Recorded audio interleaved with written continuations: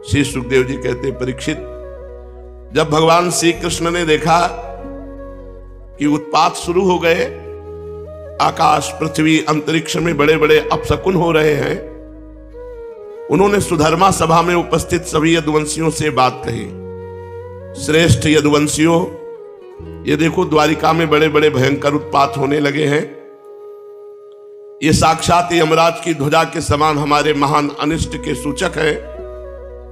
अब हमें द्वारिकापुरी में नहीं ठहरना चाहिए। स्त्रियां, बच्चे और बूढ़े तुरंत द्वारिका से निकले और शंखोद्धार क्षेत्र में चले जाएं, और हम लोग सब प्रभास क्षेत्र में चले। आप सब जानते हैं कि जहां सरस्वती पश्चिम की ओर बहकर समुद्र से जा मिली है, वो प्रभास क्षेत्र है। वहां हम स्नान करके पवित्र होंगे, उपवास करेंगे और एकाग्रचित्त से स्नान एवं चंदन आदि सामग्रियों से देवताओं की पूजा करेंगे।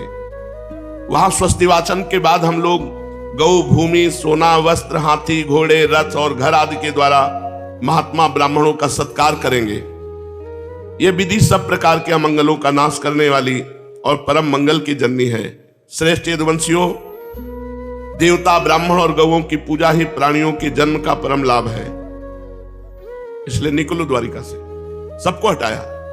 स्त्रियां, बच्चे, बूढ़े शंखोद्धार क्षेत्र में और समस्त यदुवंशी प्रभास क्षेत्र में चले। द्वारिका छोड़ो।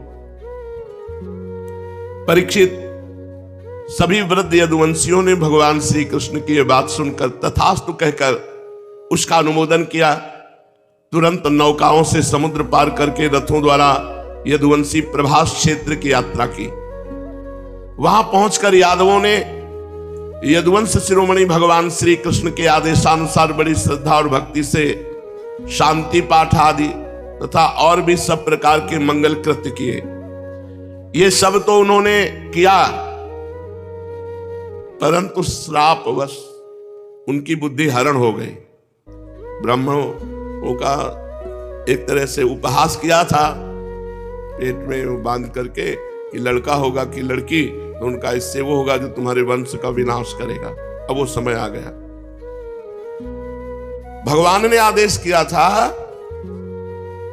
कि स्वस्ति वाचन करा करके, गौओं का पूजन करके, ब्राह्मणों का पूजन करके खूब दान पुण्य करो, मंगल होगा।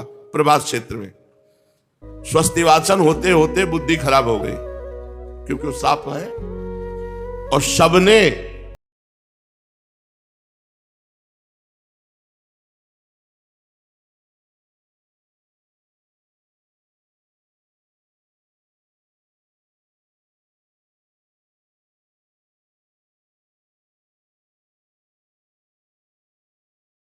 करती है, सबकी बुद्धि भ्रष्ट हो गई।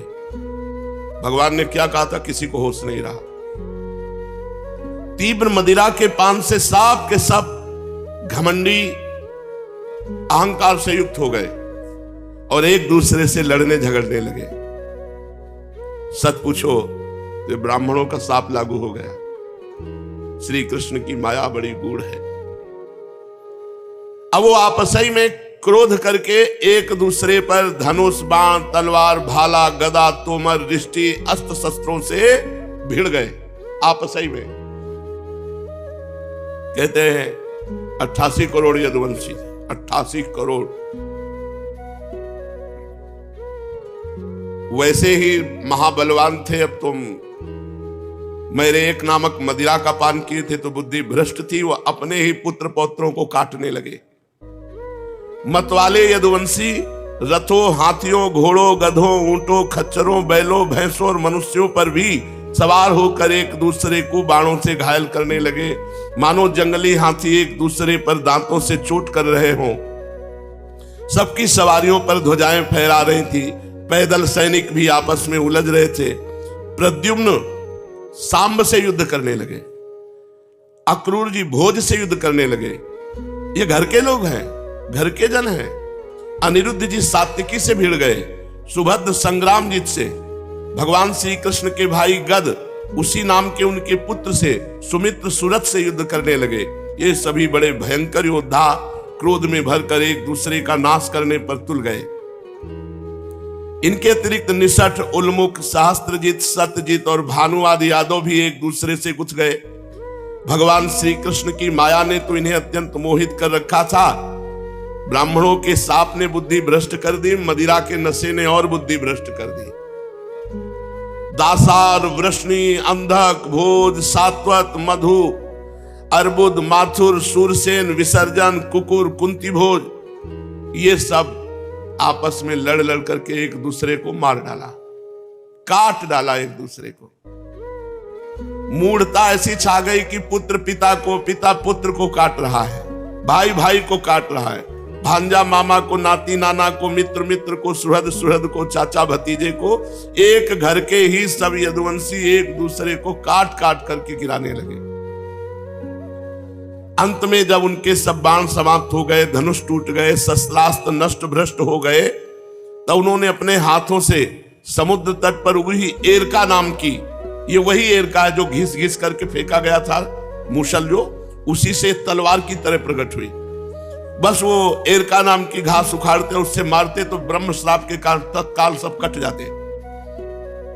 ये लोहे के मूसल से चूरा जो था वही एरका नाम की घास, सबकी मृत्यु उसी से हुई।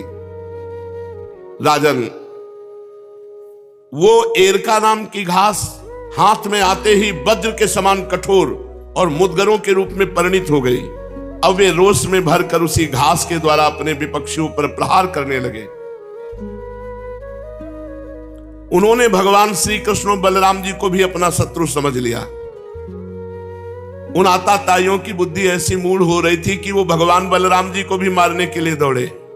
कुरुनंदन, भगवान श्री कृष्ण और बलराम जी युद्ध भूमि में इधर उधर विचरने लगे। अब तो एक दूसरे को मार मार करके सब नष्ट हो गए। जैसे बांसों की रगड़ से उत्पन्न दावानल बांसों को ही भस्म कर देता है, वैसे ब्रह्म साप से ग्रस्त और भगवान श्री कृष्ण की माया से मोहित यदुवंशियों के स्पर्धा मूलक क्रोध ने पूरे यदुवंशियों का विनाश कर दिया। एक भी नहीं बचा, एक भी नहीं बचा।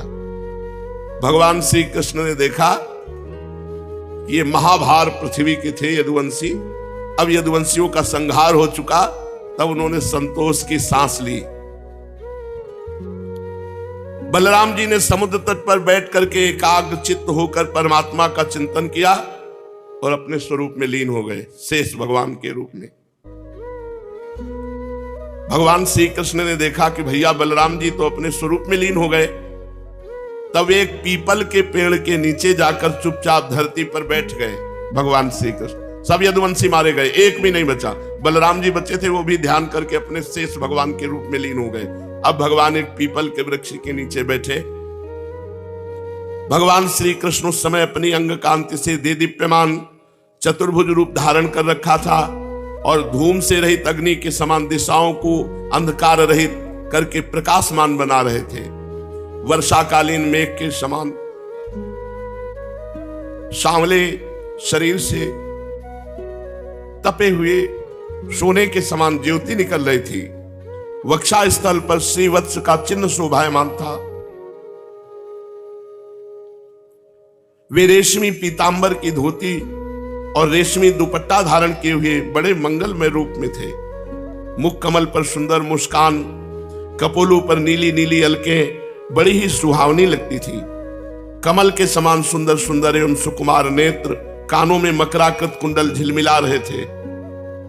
कमर में करधनी, कंधे पर यज्ञोपवीत, माथे पर मुकुट, कलाइयों में कंगन, बाहों में बाजूबंद, वक्षा स्थल पर हार, चरणों में नूपुर, अंगुलियों में अंगूठियां और गले में कौस्तुभ मणि शोभायमान हो रही थी। घुटनों तक बनमाला लटकी हुई थी। शंख चक्र गदा आयुध मूर्तिमान होकर प्रभु की सेवा कर रहे थे। उस समय भगवान अपनी दाहिनी जांघ पर बायां चरण रखकर बैठे हुए थे। लाल लाल तलवा रक्त कमल के समान चमक रहा था। परीक्षित, जरा नामक एक बहेलिया मूसल से बचे हुए टुकड़े को मछली लील गई थी, मछली को पकड़ा और वो टुकड़ा निकाला, वो टुकड़ा बाण की नोक में लगाया और उसने दूर से भगवान के चरण तलवे पे बाण मारा। क्योंकि साफ था पूरे वंश का विनाश तो देखो भगवान ने भी स्वीकार किया। उसने समझा हरिन का मुख है, लाल लाल तलवा, बाण मारा तो सीधे भगवान के शीत चरण में बाण से बिंध गया। और जब वो पास आया तो देखा चतुर्भुज परम पुरुष भगवान श्री कृष्ण, उनके चरण में बाण घुस चुका था। अब अपराध तो कर चुका था, कांपने लगा। वो जरा नाम का कांपने लगा। वो व्याध भगवान के चरणों में सिर रखकर धरती पर साष्टांग लेट गया।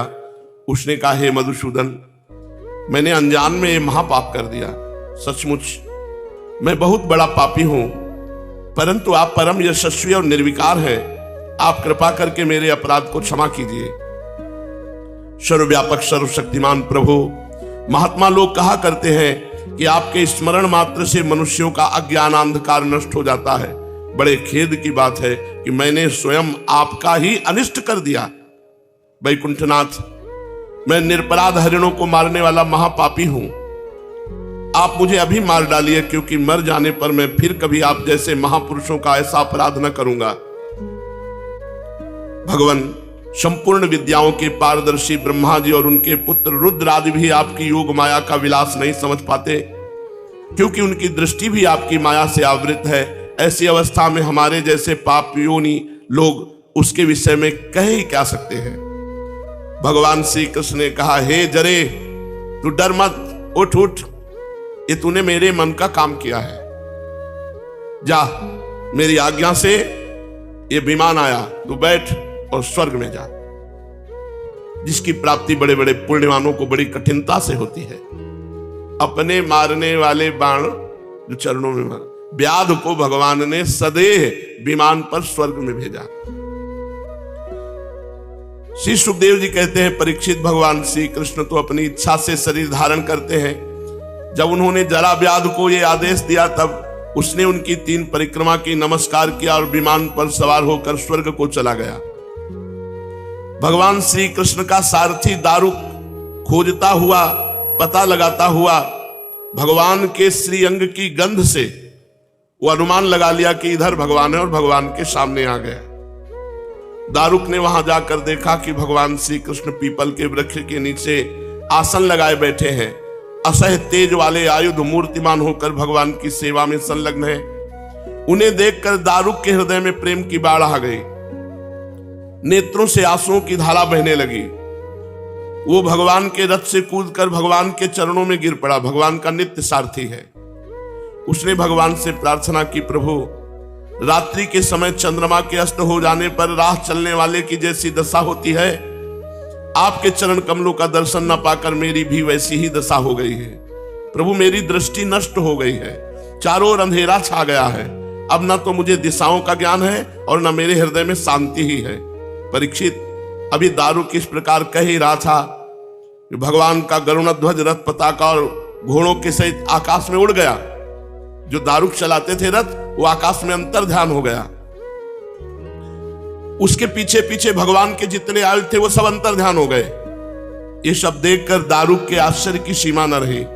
तब भगवान ने कहा, दारुक, अब तुम द्वारिका चले जाओ। यदुवंशियों का संहार हो गया है। भैया बलराम जी अपने स्वरूप में स्थित हो गए हैं और मैं अपने परम धाम को जा रहा हूं, ये सूचना दे दो। उनसे कहना कि अब तुम लोगों को अपने परिवार वालों के साथ द्वारिका में नहीं रहना चाहिए, क्योंकि मेरे जाते ही द्वारिकापुरी को समुद्र डुबो देगा। सब लोग अपनी अपनी धन संपत्ति, कुटुंब और मेरे माता पिता को लेकर अर्जुन के संरक्षण में इंद्रप्रस्थ चले जाओ। देखो, जब भगवान की लीला में ये संवरण लीला है, विनाश लीला है, तो हमारे जीवन में क्यों नहीं होगी? तो उस दिन की सोचो जिस दिन ये सब विनाश लीला होगी। इसलिए पहले ही भजन करके भगवान को प्राप्त हो जाओ। दारुक, तुम मेरे द्वारा उपदिष्ट भागवत धर्मों का आश्रय लो और ज्ञान निष्ठ होकर सबकी उपेक्षा कर दो। इस दृश्य को मेरी माया की रचना समझकर शांत हो जाओ। भगवान का यह आदेश पाकर दारुक ने उनकी परिक्रमा की और उनके चरण कमल अपने सिर पर रखकर बारंबार प्रणाम किया। तदनंतर वो उदास मन से द्वारिका के लिए चल पड़ा। श्री सुखदेव जी कहते हैं, परीक्षित, दारुक के चले जाने पर ब्रह्मा जी, शिव, पार्वती, इंद्र आदि लोकपाल, मरीच आदि प्रजापति, बड़े बड़े ऋषि मुनि, पितर, सिद्ध, गंधर्व, विद्याधर, नाग, चारण, यक्ष, राक्षस, किन्नर, अप्सराएं, गरुण लोक के विभिन्न पक्षी, मैत्रेय आदि ब्राह्मण, ये सब श्री कृष्ण के परम धाम प्रस्थान को देखने के लिए बड़ी उत्सुकता से वहां आए, जहां भगवान पीपल के नीचे दाहिनी जांघ पर बायां पैर रखे हुए विराजमान थे। वे सभी भगवान श्री कृष्ण के जन्म और लीलाओं का गान वर्णन कर रहे थे। उनके विमानों से सारा आकाश भर सा गया था। वे बड़ी भक्ति से भगवान पर पुष्पों की वर्षा कर रहे थे। सर्वव्यापक भगवान श्री कृष्ण ने ब्रह्मादि और अपने विभूति स्वरूप देवताओं को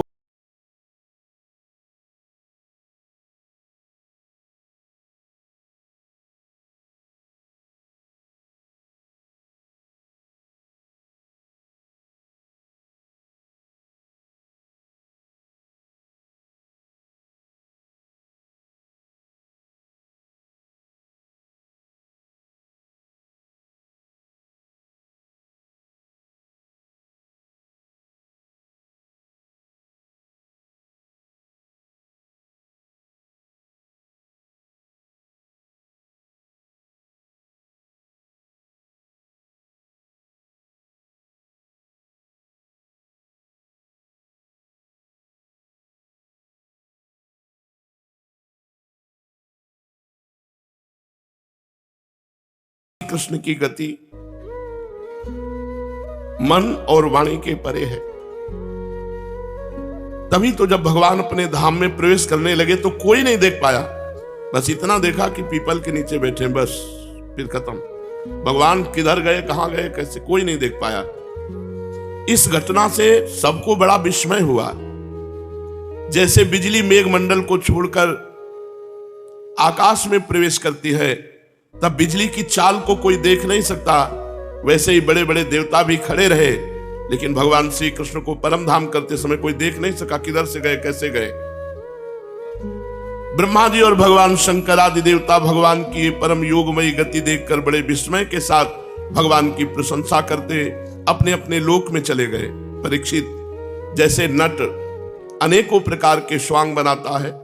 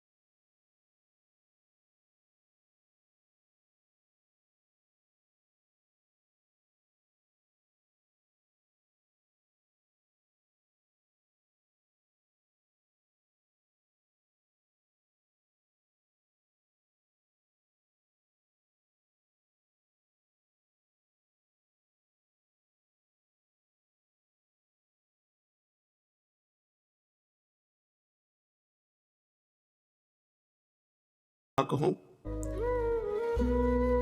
महाकाल भगवान शंकर को भी युद्ध में तृप्त कर दिया और अपने प्रति अपराध करने वाले को, जो उनके चरणों पर बाण प्रहार किया, ऐसे कृपालु उसे सदैव स्वर्ग भेज दिया। प्रिय परीक्षित, भगवान अपने शरीर को सदा के लिए यहां रख सकते थे, अवश्य रख सकते थे, पर उन्होंने ऐसा नहीं किया क्योंकि वो निरपेक्ष है। संपूर्ण जगत की स्थिति, उत्पत्ति और संहार उनका एक खेल है। संपूर्ण शक्तियों को धारण करने वाले उन्होंने अपने शरीर को भी यहां नहीं रखा, अंतर ध्यान कर दिया। इससे उन्होंने दिखाया कि यहां से सबको जाना है, यहां किसी का भी शरीर नहीं टिकेगा। आत्मनिष्ठ पुरुषों के लिए आदर्श है कि वो अपने शरीर पर प्यार ना करें, इसका नाश होगा। जो पुरुष प्रातःकाल ब्रह्म मुहूर्त में भगवान श्री कृष्ण के परम धाम गमन की इस कथा को एकाग्रता पूर्वक सुनेगा, कीर्तन करेगा, वो भगवान के सर्वश्रेष्ठ परम पद को प्राप्त होगा। इधर दारुक भगवान श्री कृष्ण के विरह से व्याकुल होकर द्वारिका आया। वसुदेव जी और उग्रसेन के चरणों पर गिर गिर करके आंसुओं से भीगे हुए पूरा का पूरा विवरण सुनाया कि सब यदुवंशी नष्ट हो गए, बलराम जी अपने स्वरूप को प्राप्त हो गए और भगवान श्री कृष्ण अंतर्धान हो गए। ये बात सुनते ही शोक के मारे सब मूर्छित हो गए। सब श्री कृष्ण वियोग से विह्वल होकर सिर पीटने लगे। बहुत से तो निष्प्राण होकर वहीं शरीर छोड़ दिया। जो ही सुना श्री कृष्ण अंतर्ध्यान हो गए तो वहीं शरीर छोड़ दिया बहुत से उन्होंने। तो देवकी, रोहिणी, वसुदेव जी अपने प्यारे पुत्र श्री कृष्ण और बलराम को न देखकर शोक की पीड़ा से बेहोश हो गए। भगवत विरह से व्याकुल होकर वहीं प्राण छोड़ दिए। देवकी, रोहिणी, वसुदेव जी और बहुत से सब उसी समय प्राण छोड़ दिया। ये भगवान नहीं रहे तो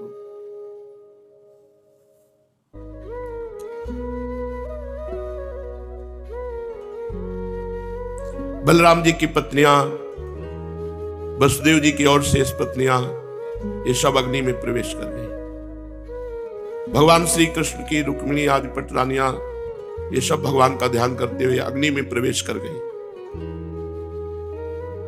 परीक्षित, अर्जुन अपने परम प्रीतम भगवान श्री कृष्ण जो उनके सखा हैं, बड़े व्याकुल थे। यही थे, द्वारिका में ही थे, और उन्होंने गीता के सदुपदेश से अपने चित्त को संभाला और भगवान ने जो आज्ञा करी है उसका पालन करना है। यदुवंश के मृत व्यक्तियों में जिनको कोई पिंड दान देने वाला न था, अर्जुन ने श्राद्ध किया। महाराज, भगवान के अंतर्धान होते ही समुद्र ने ऐसी उत्ताल तरंग मारी कि संपूर्ण द्वारिका को अपने जल में ले लिया। देखो, ये विनाश लीला है, ये सबके जीवन में आएगी। इसलिए भजन कर लो, भगवान को रिझा लो। यहां कुछ नहीं है, कुछ नहीं, एकदम नाटक माया का चल रहा है। भजन कर लो, यही सार्थक है। जहां भगवान निवास करते हैं उस द्वारिका को लील गया, समुद्र अपने में लीन कर लिया, सब नष्ट भ्रष्ट हो गया। देखो, भगवान का सब कोई आग में प्रवेश कर गया कि सुनते ही किसी के प्राण निकल गए। 88 करोड़ प्रेतवंशी लड़कर मर गए, विनाश। जो कुछ स्त्रियां बची थी, बच्चे बचे थे, कुछ बूढ़े बचे थे, अर्जुन उनको इंद्रप्रस्थ ले आए। अनिरुद्ध के पुत्र वज्र का राज्याभिषेक कर दिया। तुम्हारे दादा युधिष्ठिर आदि पांडवों को अर्जुन से ही ये बात मालूम हुई कि यदुवंशियों का संहार हो गया। तुरंत उन्होंने राजपद छोड़ा और हिमालय की अंतिम यात्रा की। उन्होंने भी प्राण त्याग दिया। महान भागवत थे, सब क्रमशः गिरते गए, हिमालय में शरीर छूटता गया।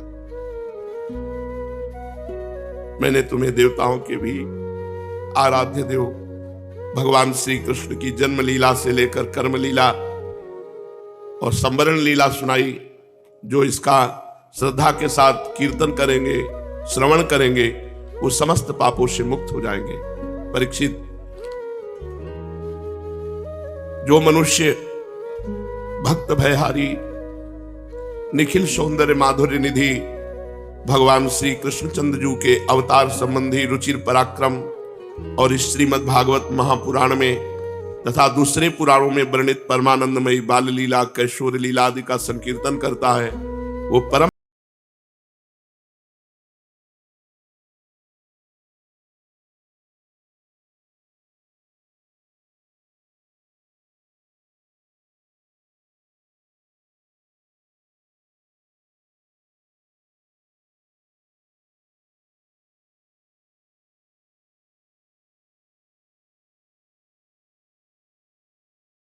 समय नाम जप करो, हर समय मंत्र जप करो।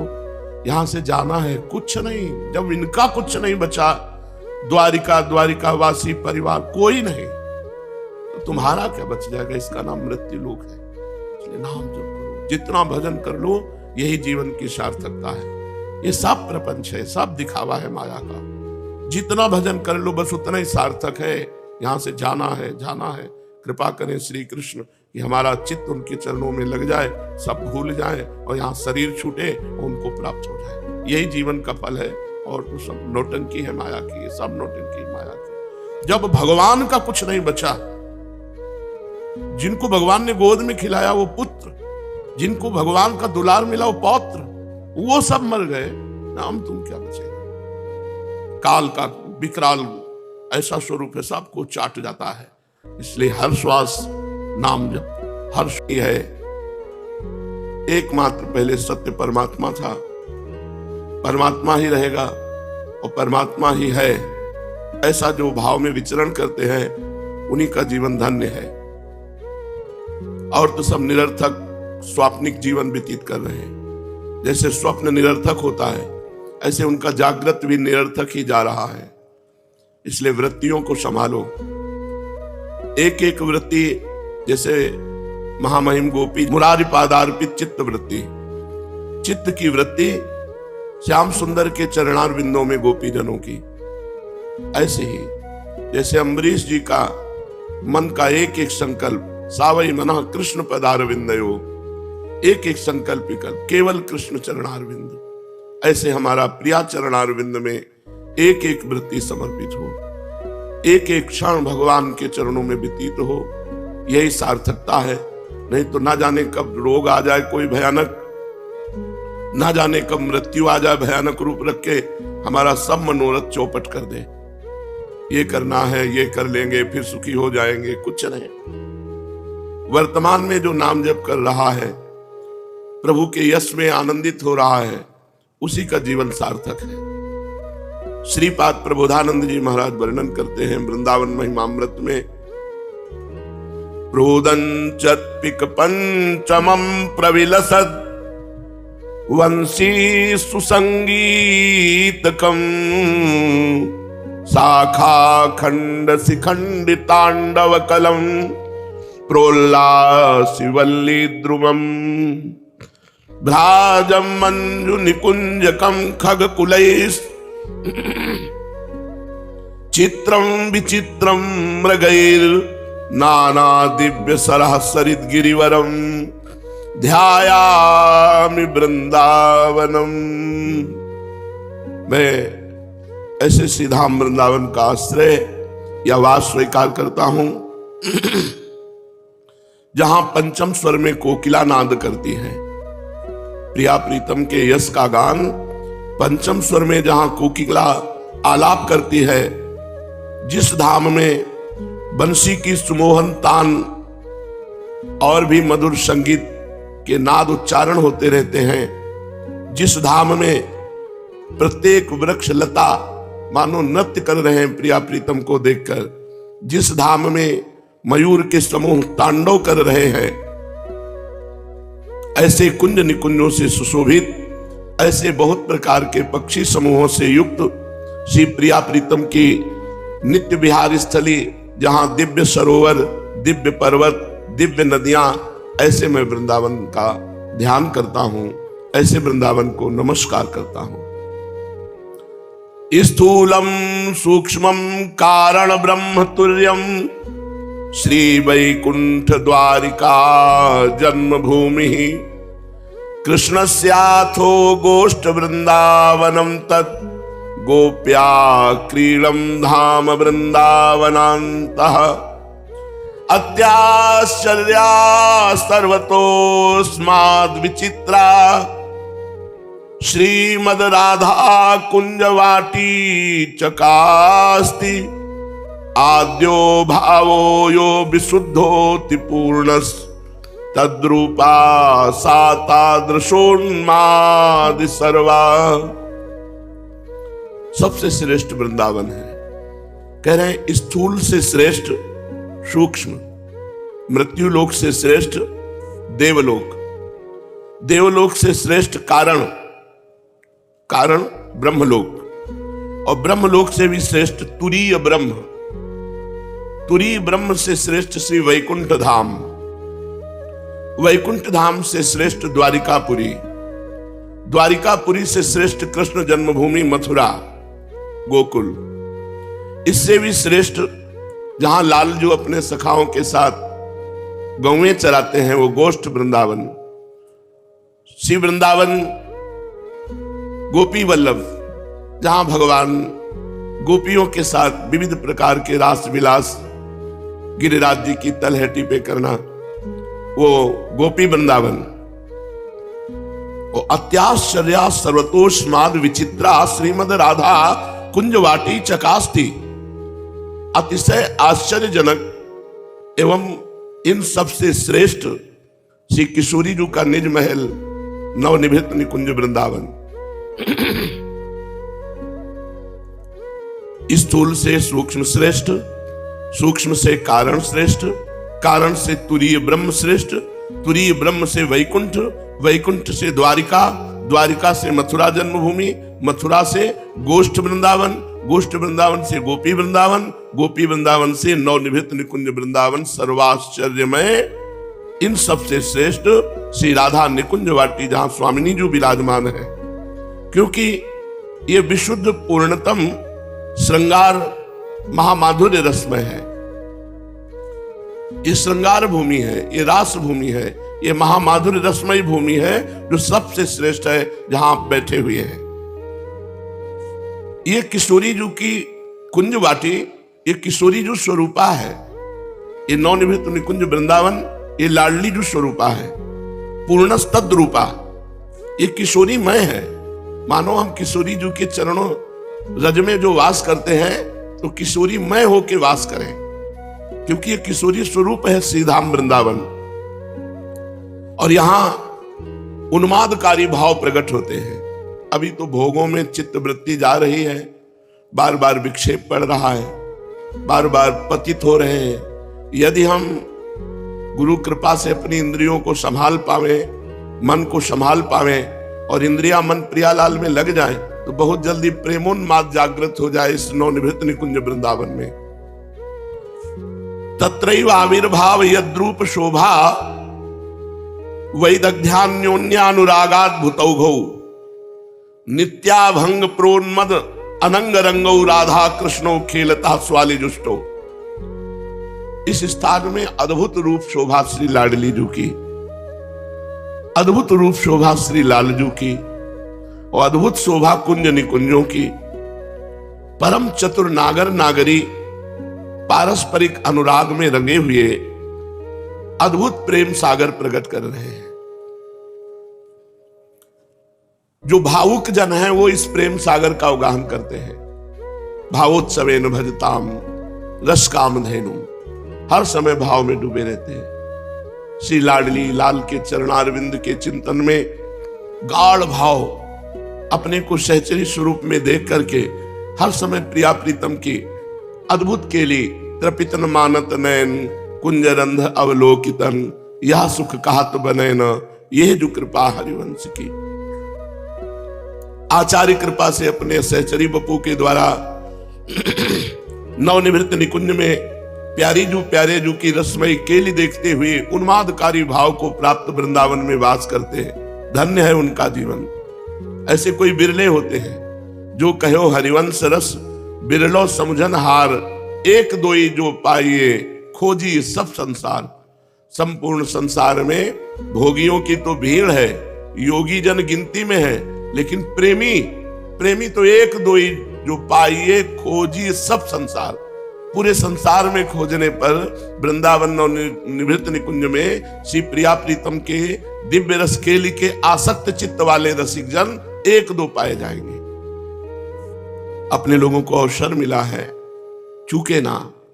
सोचो आप कितना श्रेष्ठ वृंदावन है। स्थूल से सूक्ष्म, सूक्ष्म से कारण, कारण से ब्रह्म, ब्रह्म से वैकुंठ, वैकुंठ से द्वारिका, द्वारिका से मथुरा, मथुरा से गोष्ठ वृंदावन, गोष्ठ वृंदावन से गोपी वृंदावन, गोपी वृंदावन से नवनिभृत निकुंज वृंदावन। इसमें हमारा वास हो रहा है। और सर्वोपरि नित्य विहार महामाधुर्य रस का भजन। अगर अब हम आनंदित नहीं हुए तो शायद है कि आगे ऐसा अवसर नहीं मिलेगा। यदि अभी हम भगवत प्राप्त नहीं हुए और विषयों के खेल खिलौने में, मनोरंजन में लगे रहे, तो शायद है ये सौभाग्य अब अगले जन्म में मिले कि ना मिले। ये सौभाग्य मिलना बहुत कठिन है जो इस समय मिला है। इसलिए इस सौभाग्य को महाभाग्य में परिवर्तित कर लो। हर समय भाव में डूबने की चेष्टा करो, किसी से बात ना करो। तुम लोग बड़े सौभाग्यशाली हो जो तुम्हारे ऊपर कोई जिम्मेवारी नहीं। नहीं तो जैसे हम कल आपसे कह रहे थे, मुझे लगता है चुपचाप बैठे रहो, कोई स्फुरना ही ना हो कि मुझे कुछ करना है, स्फुरना ही ना हो कि मुझे कहीं जाना है, किसी से मिलना है, कुछ प्रश्नोत्तर करने, कोई बात करनी। सब माया का नाटक है। शांत बैठे हुए चित्त को भगवदाकार कर रहे, यही खास बात है। भगवान से सदैव प्रार्थना करे कि कोई हमारे भजन को न जान पावे, कोई हमें पहचाने ना, और एकांत चिंतन करते हुए प्रभु में अपना शरीर छोड़ दें, किसी से कोई परिचय न रखें। यहां परिचय ही मृत्यु है, अपना परिचय ही मृत्यु है, और भगवान के परिचय में डूबा हुआ शरीर छोड़ दे, यही अमरत्व है। तो बहुत बढ़िया अवसर मिल गया, दिव्य वृंदावन धाम का वास और प्रिया प्रीतम की उपासना। तो खूब चित्त वृत्ति को प्रिया प्रीतम के चरणारविंद में अर्पित करते रहे, एक एक वृत्ति अर्पित करते रहे। पूज्य पंडित गया प्रसाद जी महाराज, जो करे प्रीतम के ताई ही करे, अपनो स्वार्थ छू न जाए। हर कार्य को देखो हम भगवान की प्रसन्नता के लिए कर रहे हैं या अपनी कामना की पूर्ति के लिए। अगर उपासक हो तो कामना की पूर्ति के लिए नहीं। हम भोजन भी कामना पूर्ति के लिए नहीं पाते, प्रसाद पाते हैं कि शरीर स्वस्थ हो, प्राणों का पोषण हो और प्रियालाल की सेवा बने, उनका जस गा सके। इसलिए कोई भी, हम सोच भी जाते हैं तो अपने लिए नहीं, शरीर पवित्र करके प्रियालाल की सेवा में लगाने के लिए। हमारी एक एक चेष्टा प्रभु से जुड़ी होनी चाहिए, अपने स्वार्थ पूर्ति के लिए नहीं। हम स्नान भी करते हैं तो प्रभु के लिए, हम दत्तवन भी करते हैं तो प्रभु के लिए। इसी मुख से प्रभु का जस गाएंगे, मुख शुद्ध रहे, शरीर शुद्ध रहे, इसी शरीर से सेवा करेंगे। जो भी कार्य है वो प्रभु के निमित्त से हो। शरीर की प्रत्येक चेष्टाएं केवल प्रीतम के ताई ही करे, अपनो स्वार्थ छू न जाए। अपने समस्त संकल्प, समस्त क्रियाकलाप केवल अपने उपास्य देव, इष्ट देव के ताई ही होवे, तो आपकी उपासना परिपक्व। आपकी सारी चेष्टाएं उपास्य देव के लिए हों, अपने लिए नहीं, तो आपकी उपासना परिपक्व। अपने लिए की हुई चेष्टा वासना कहलाती है, प्रभु के लिए की हुई चेष्टा उपासना कहलाती है। यदि उपास्य के ताई ना है कहें, अपने ताई है रहे कोई चेष्टा, तो यही वासना है, यही उपासना में विघ्न है, कपट है, यही आत्मवंचना है। जब तक कपट है तब तक भगवान बहुत ही दूर है। मोहि कपट छल छिद्र न भावा। संत के वचन में अनुभव, करुणा, आचरण को अमोघ बल होए है। तीन बातें ना हो तो बात प्रभाव नहीं डालेगी। अनुभव, करुणा और आचरण की पवित्रता। संतन के वचन में ये तीन बल होए तब वो बात काम करे। स्वयं अनुभव की हुई बात और दूसरे का मंगल हो ऐसी करुणा भरी बात, और आचरण पवित्र तो अमोघ बल, तब वो बात जाकर संसार में कल्याण करती है। इसलिए संतों का आश्रय लें। आश्रय की दृढ़ता में कमी होने पर विश्वास में कमी होए है, और विश्वास में कमी सो चिंता प्रवेश कर जाए है। अपनी चिंता होए से भगवान को चिंतन छूट जाए। देखो, संत के वचनों में अमोघ सामर्थ्य है, पर आपकी श्रद्धा की कमी है तो विश्वास की कमी हो जाए। विश्वास की कमी सो अपनी चिंता होने लगे, हमारा कल्याण कैसे होगा। यदि हम संत पर विश्वास रखते हैं तो अपनी चिंता नहीं है ना, गुरुदेव भगवान है, संत भगवान है, उनकी कृपा से हमारा निश्चित कल्याण हो जाएगा। पर जब संत पर हमें अविश्वास हो जाता है तो हमें अपनी चिंता सताने लगती है। जब अपनी चिंता होती है तो प्राणनाथ का चिंतन छूट जाता है, और प्रभु का चिंतन छूट गया तो फिर परमार्थ का पथिक ही नहीं रह गया। इसलिए चिंता ना हो पावे अपनी। यदि चित्त में निरंतर भगवत चिंतन होए वे लगे तो चिंता को प्रवेश करने को अवसर ही नहीं मिलेगो। इसलिए भगवत चिंतन परायण रहो। भक्ति में बाधक है स्व सुखेच्छा, स्व सुखेच्छा, सुख भोगने की इच्छा। ज्ञान में बाधक है भेद बुद्धि। ये भेद बुद्धि सुखेच्छा यही नरक में पहुंचावे है। समस्त साधनन को फल है सुखेच्छा मिट जाए। नहीं है सुख संसार में, केवल भ्रम है। सच्ची मानिए नहीं है। आप भजन करके देखिए, जब आपका मन पवित्र होगा तो आपको ऐसा दिखाई देगा कहीं सुख नहीं है। ये केवल भ्रम है। बड़े दुर्भागी हैं जिनको भोग मिले हुए हैं। बड़े तुम भाग्यशाली हो कि तुम्हें सांसारिक गंदे भोग नहीं मिले। तुम ललचा रहे हो परमार्थ के पति को होकर गंदे भोगों की तरफ। अरे उनके अभाग्य है जो रात दिन भोगों में मर रहे हैं, शराब पी रहे, मांस खा रहे, व्यभिचार, नरक भोग रहे। तुम इसे अच्छा समझते हो? भगवान हमको भगवान का भजन मिल जाए, ये बात, भगवान मिल जाए, भगवान का भजन मिल जाए, यही सार्थक वस्तु है। सुखेच्छा मिटाए बिना भक्ति नहीं होती और भेद मिटाए बिना ज्ञान टिकता नहीं। अभेद बुद्धि भगवान से तो ज्ञान सिद्ध, और तत्सुख वासना, प्रभु को सुख देने की भावना तो भक्ति सिद्ध। मन चंचलता रहित एकाग्र भक्ति सो सुलभ बन जाए। जितनी साधना है सबको फल है, प्रभु से प्रेम हो जाए। तैयार रहो प्रेम में रोने के लिए, तड़पने के लिए। ये आत्मा की भूख है, प्रभु के लिए रोना, प्रभु के लिए तड़पना। यदि ये आत्म भूख नहीं जगाई तो शोक, मोह, क्रोध, विरोध, राग, द्वेष, अहंकार ये जग जाएंगे, ये मार डालेंगे। पूरा जीवन हो जाता है, ये नहीं छोड़ते। भोग ऐसा दलदल है, जब से इसमें फंसा गया तब से आज तक नहीं निकल पाए। बस उसे भोगते रहो, ये लगता है यही अच्छा है, इसी में सुख है। अरे बहुत भगवान बचावे। बड़े बड़े पवित्र ज्ञान वाले भी फंस जाते हैं। यदि अहंकार हुआ, अगर गुरु चरणों के आश्रित बने रहे तो निकल जाते हैं। यदि ये बात हृदय में नहीं आई कि मैं प्रभु के लिए तड़पूं, प्रभु के लिए रोऊं, प्रभु के लिए ही जीवन जीऊं, तो फिर शोक, मोह, क्रोध, विरोध, राग, द्वेष, अहंकार ये नष्ट कर देते हैं। इनसे बचना है तो खूब नाम जप, भगवत चिंतन, हर समय एक भूख तैयार रखना। कब ऐसा दिन आएगा कि मैं चिल्ला चिल्ला कर प्रभु के लिए रोऊं, तड़पूं। अपने में स्वार्थ बुद्धि का नाश।